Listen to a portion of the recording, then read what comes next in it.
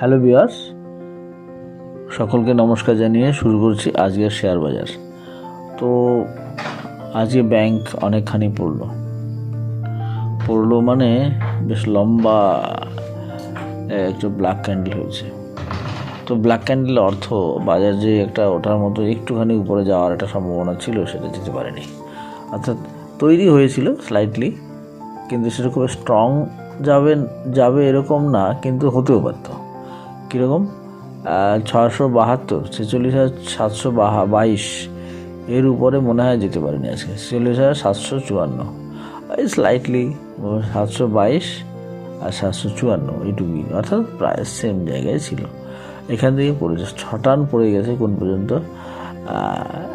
First টাইমে যে পড়ার জায়গাটা ছিল তাকে ব্রেক করে গেছে, অর্থাৎ হয়েছিল কত, যেতে পারত 46,317, সেখান থেকে 46,317, তাই তো।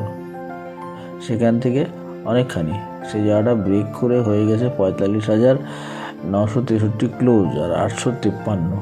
এখন এখানে কি হতে পারে? এই পড়ার মানে ইন্ডিকেশান যে আরও পড়বে মার্কেট। আমাদের কি হয়, এক সময় দেখা যায় যে এগুলো বোঝা যায়, তবে অত বেশি অনেক সময় বোঝা যায়ও না। এরকম একটা কন্ডিশন তৈরি হয়, হঠাৎ পড়ে যায়। কিন্তু এই পড়ার মানে হচ্ছে বাজার, মানে মার্কেট, বিশেষ করে ব্যাংক নিফটি উপরে যাওয়ার চান্স এখন নাই। এবং কত পর্যন্ত আসতে পারে? এখান থেকে আসতে পারে, খুব যদি বলা যায় যে প্রথম টার্গেটটা যদি হয় 46,028, সেটা ব্রেক করে গেছে। তারপরের টার্গেট আমি বলছি যেটা 45,238। আর এই 45,238 আসার পরে যে আর আসতে পারবে না তা কিন্তু না, তারপরেও আসতে পারে। লো বেসিস আমি বলছি 45,238, তারপরেও আসতে পারে। কীরকম? হ্যাঁ, একটা অদ্ভুত একটা ব্যাপার হয়তো। সেটা কোন পর্যন্ত আসতে পারে? এখানে এই রকম জায়গায় আসতে পারে 44,965 পর্যন্ত আসতে পারে না, আসতে পারে। কেন এই জায়গাটা খুব আসার সম্ভাবনা আছে। এখানে 45,238 বলছি, কিন্তু তারপরেও যে আসতে পারে না তা না, আসতে পারে। তারপরের জায়গাটা হচ্ছে বলা যেতে পারে 45,000 লো, 45,000 লো বেসিসে 45,000। আমি এটা এরকম বলি যে অত প্যারামিটার তো হিসেব করে বলা হয় না, তবে মোটামুটি একটা আন্ডারস্ট্যান্ডিং সেখান থেকে দেখে বলা হয়। কিন্তু এটা যদি আরও ক্যালকুলেশন করা যায় তাহলে আরও হিসেব করা যায়, কিন্তু অতখানি করা হয় না। মানে পরিষ্কারভাবে বলছি যে অতখানি করা হয় না। 45,000 পর্যন্তও আসতে পারে, বা তার একটু নিচেও আসতে পারে। হ্যাঁ, তা বা দেখা যাবে যে 45,000-এর নিচে, অনেকখানি নিচেও আসতে পারে। এগুলো পরপর হয়তো। ধরুন এখানে কীরকম ব্যাপার, যদি বলা যায় 45,000 থেকে আমরা যদি দেখি 45,000, তো মানে 45,000, তারপরে হয়তো দেখা যাবে যে 44,459 এই জায়গাটা আসতে পারে। 44,459 পর্যন্ত আসতে পারে এরকম। তবে আমার মনে হয় এইখানে এই স্পেলে যদি 44,459-এর নিচে সম্ভবত যাবে না, এখানে একটা স্টপ দেবে। তবে সেজন্য একবারে হবে না। আপাতত আমার মনে হয় যে এর পরের নেক্সট লো যেটা আসবে সেটা 45,238 লো বেসিসে বলছি। লোর আগেও দাঁড়াতে পারে। হ্যাঁ, 45,238 যেটা বলছি, সেই 45,000 এমনিতে 45,000 ঘরে এসেই গেছে। 45,238 ম্যাক্সিমাম আপাতত এখানে আশা করা যায় হতে পারে। সেটা কন্টিনিউ করতে পারে, কেন এখানে টাইমটা দেখা যাচ্ছে অদ্ভুত একটা ব্যাপার। টাইমেরও একটা অদ্ভুত সুন্দর সিকোয়েন্স তৈরি হচ্ছে, সেটা বলছি। এটা যেটা বলছি যে টাইমটা এখানে কন্টিনিউ একটা টাইম দেখা যাচ্ছে, হয়তো সেটা এই সামনের মাসের 26 তারিখ পর্যন্ত গড়াতে পারে। হ্যাঁ, এই জায়গাটা এখানে এইটুকু জায়গায় আসার জন্য যেটা হতে পারে, অথবা এরকম হতে পারে যে দুমদাম পড়ে যে উঠে যে আবার একটা এখানে এই জায়গাটার মধ্যে একটা কারেকশান, নতুন আপট্রেন্ড তৈরি হওয়ার জন্য হতে পারে এই 26 তারিখের মধ্যেই। কিন্তু এই হ্যাঁ, এখানে যেটা দেখা যাচ্ছে আগামী 5 দিন,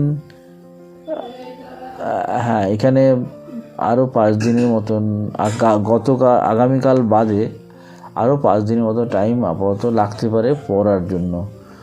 কালকের দিনটা পড়বে, পড়ার সম্ভাবনা আছেই, কিন্তু সেই পড়াটা খুব জোরালো কালকে নাও হতে পারে, হয়তো আরও কন্টিনিউয়েশনটা আরও 5 দিনের মতন হতে পারে।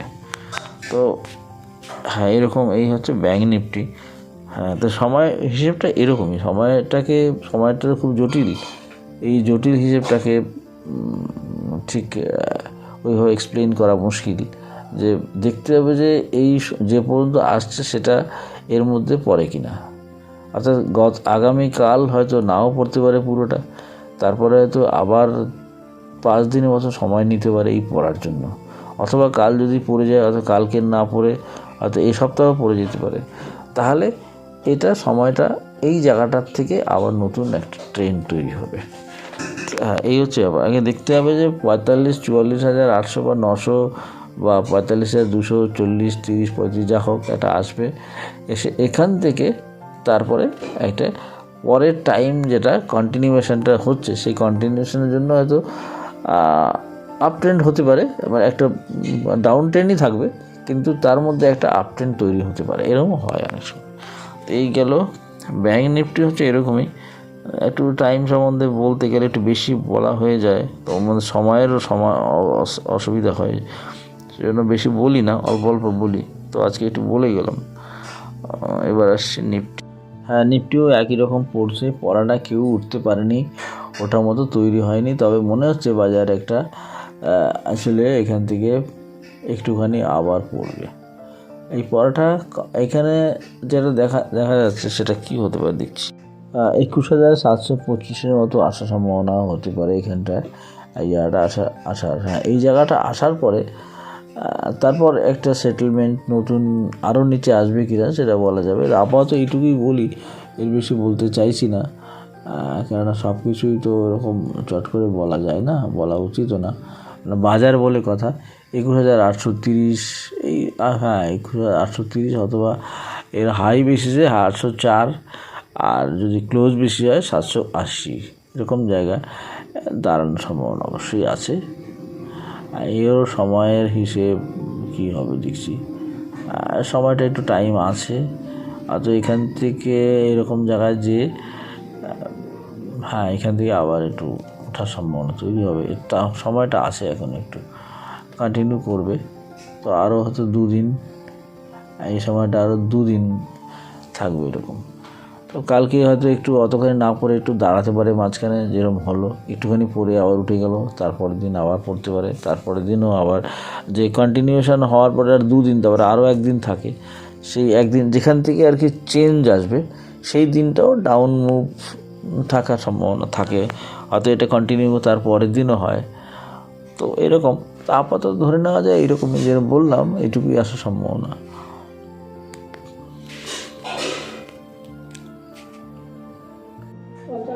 ডলার ইন্ডাস্ট্রি কিন্তু আজকে পড়া হলেও এটা খুব স্ট্রং, মানে যে পড়ে যাবে সেরকম ব্যাপার না, একটু হয় দিক হতে পারে। কিন্তু আজকেও গতকাল তো হিউজ বাইং হয়েছে, আজকে একটু স্লাইটলি ডাউন হয়েছে পজিটিভ ভলিউম, কিন্তু সেটা খুব সামান্যই। হ্যাঁ, তো সেটা একটা নর্মাল ব্যাপার। অনেকখানি একদম উঠে গেছে, মানে কি ছাদে ঠেকে গেছে ভলিউমটা, পজিটিভ ভলিউমটা ছাদে ঠেকে গেছে, অথবা এখান থেকে একটু ডাউন মুভ হয় সাধারণত, সেই জন্যই এটা একটু পড়লো আজকে। এই পর একটা লম্বা একটা হলো, ক্যান্ডেলস্টিক হলো, ব্ল্যাক ক্যান্ডেলস্টিক, কিন্তু এই ক্যান্ডেলস্টিকটা খুব একটা পড়ার ইন্ডিকেশান দেয় না, যদিও একটা খুব স্ট্রং পড়ার সিগনাল দিয়েছে, কিন্তু এটা যে অনেকখানি পড়ে যাবে তাও নাও হতে পারে। হ্যাঁ, তবে এখান থেকে বাইং হচ্ছে, প্রত্যেকটা লোতে বাইং হচ্ছে, এবং উপরে গেলে পরে একটা সেলিং আসছে। এই সেলিংটা অ্যাকচুয়ালি ঠিক সেল না, এটা সেল না মানে কি, বাজারটা দামটা পড়লো কিন্তু যে তার যে ভিতরে যে স্ট্রেংথ সেটা কিন্তু কমে না। এক অদ্ভুত ব্যাপার, এটা এক্সপ্লেন করা খুব মুশকিল এভাবে, যে পড়ছে অথচ স্ট্রেংথ কমছে না, এইটা কি করে বোঝানো যাবে? এটা তো এই আর অনেক সময়ের ব্যাপার, এটা বলছি না আর কিছু। খুবই অদ্ভুত ব্যাপার না বাজারে, যে বাজার দাম বাড়ছে, এগুলো হয় দাম বাড়ছে অথচ স্ট্রেংথ কমে যাচ্ছে, আবার দাম কমছে কিন্তু স্ট্রেংথ কমছে না, এই কীরকম ব্যাপার? এটাই হচ্ছে আসল ম্যাজিক স্টক মার্কেটে। এই হচ্ছে সত্যি এটা ওর ভিতরের কি বলা যেতে পারে, এক অদ্ভুত রহস্য, আমার কাছে রহস্যই মনে হয়, যদিও বিশ্বব্রহ্মাণ্ডটাই একটা রহস্য, আমরা রহস্য আবৃত হয়ে থাকি সবসময়। তো যাই হোক, তো আজকে সময় হয়ে গেছে, আর বলতে পারবো না, এখানেই শেষ করি। Thank you viewers.